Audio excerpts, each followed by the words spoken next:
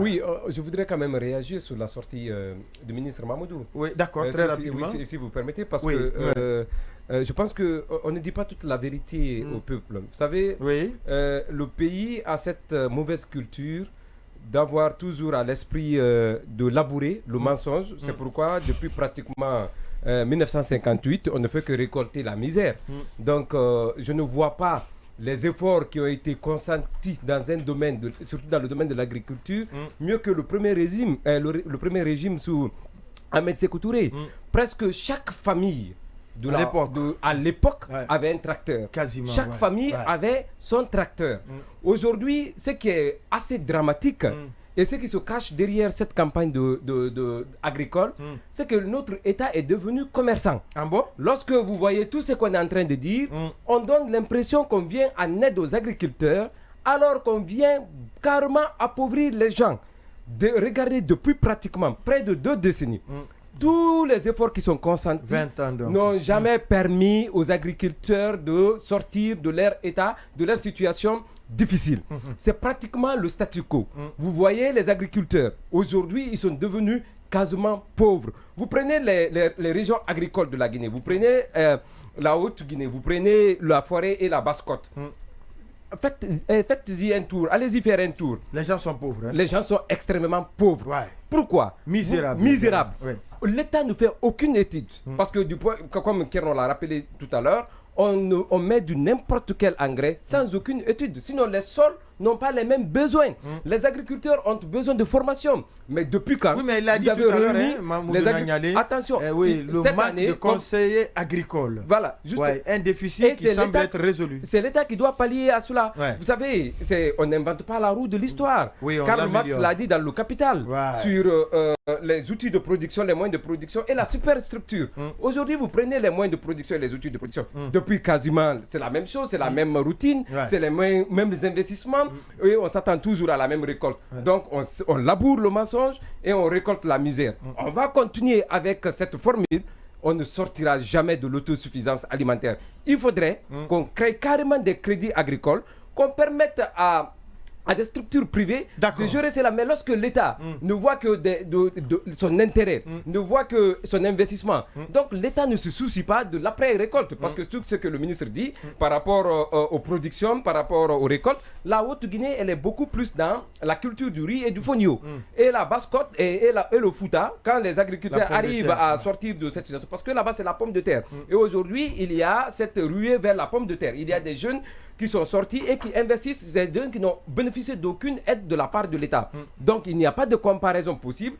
De ce point de vue, je pense que le ministre doit dire la vérité. Et pour cela, il doit nous dire comment les deux sociétés ont été recrutées dans le cadre de l'engrais. Parce qu'il y a un dossier, je suis en train de travailler à propos. Ça va nous permettre les jours à venir d'être éclairés davantage. Amadou Camara.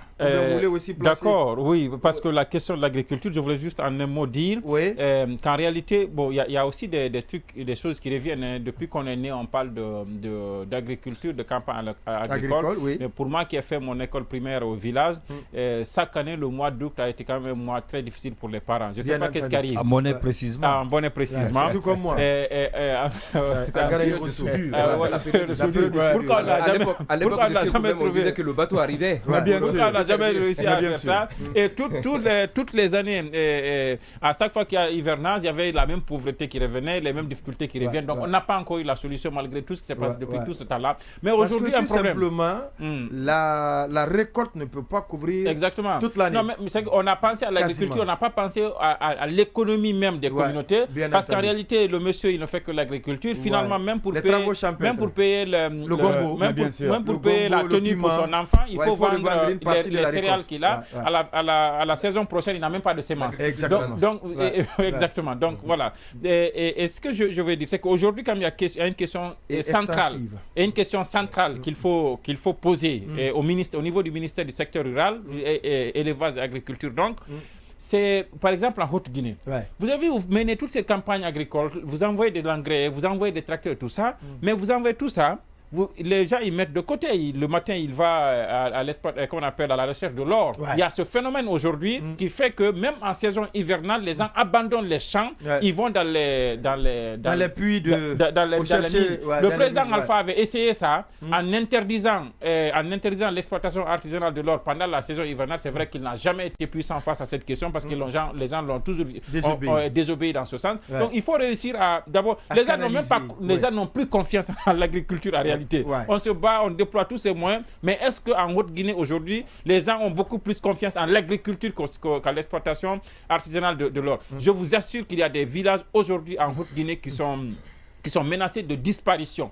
Menacés de disparition parce qu'en réalité, c'est ce qu'a guetté Mbonnet récemment. Vous avez entendu ce qui s'est passé. Les gens venaient parfois, même votre case, ils sont capables de faire tomber votre case parce que la machine a montré qu'il y a de l'or qui est là. Après, quand on finit de délater tout ça, on passe à un autre village. Donc, il y a cette question centrale que l'État fuit alors qu'il faut la poser et trouver des solutions. Aujourd'hui, on croit beaucoup plus à l'exploitation artisanale de l'or qu'à l'agriculture. Je pense qu'il faut poser la question et trouver des solutions, des sensibilisations qu'il faut faire en sorte que les gens reviennent à cet essentiel, reviennent à l'agriculture. Sinon, comment expliquer qu'on ait tout ce potentiel agricole et que jusqu'à présent, notre l'importation du riz part de 100 millions, comme il a expliqué, à 300 et quelques millions de dollars. On est loin d'atteindre l'autosuffisance alimentaire. C'est une utopie d'en parler. Je ne sais pas comment on peut... Et la faute, si tu permets, c'est le manque de politique agricole viable. Je vous donne un exemple. Comment expliquez-vous qu'en Basse-Côte, que l'ananas soit très cher, que les mangues soient chères? Bien sûr. Et aujourd'hui, l'autre problème qui se pose avec l'anacarde, quand le professeur Alpha Condé a lancé... D'accord, mais... Non, c'est moi qui vais en parler. Donc, le temps pour la réalisatrice d'installer notre invité. Je veux dire... Je ne veux pas oser vous sevrer. C'est pas bon. Bien sûr, avec cette campagne... Le thème sur l'agriculture, il est passionnant. Quand le professeur Alpha Condé a décidé d'accompagner ceux qui s'intéressaient à l'anacarde, les gens, il y en a qui ont défriché, qui ont, disons, changé, ils ont migré vers l'anacarde. On a défriché les champs que ce soit les plantations de mangue et autres. Et aujourd'hui, non seulement l'anacarde, ça ne bouge pas, mais aussi les mangues deviennent chères parce que d'autres avaient abandonné ce secteur-là. Et malheureusement, on ne fait rien pour qu'il y ait une sorte d'équilibre. Et c'est quand même dommage. Un pilotage à vue. Mais c'est bizarre. Il n'y a pas une politique sur 10 ans, sur 20 ans, sur 30 ans. 20 000 francs, 10 000 francs et en Basse-Côte, c'est quand même c'est révoltant.